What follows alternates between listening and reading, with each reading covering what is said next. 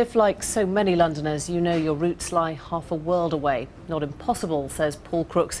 He's traced his roots back to Africa via the Caribbean and says most of the clues were right here. I'm Paul Crooks. I'm first-generation African Caribbean, born in London. I'm a commuter and I work for the health service. I became fascinated in tracing my family's ancestry. And what I didn't realise when I started is that so many of the clues to my background lie right here in the archives in London. I found that the first steps to unlocking the past is to talk to the elders.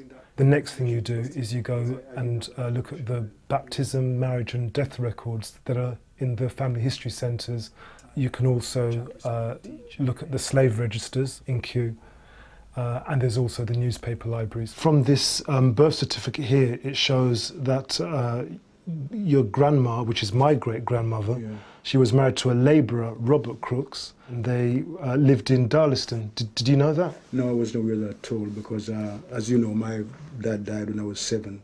I found out that my great-great-great-grandfather worked on a plantation in Jamaica called the Cousins Cove Sugar Plantation, and it was formerly known as the Crooks' Cove Sugar Plantation. What you have to imagine with that is that covered with cane fields.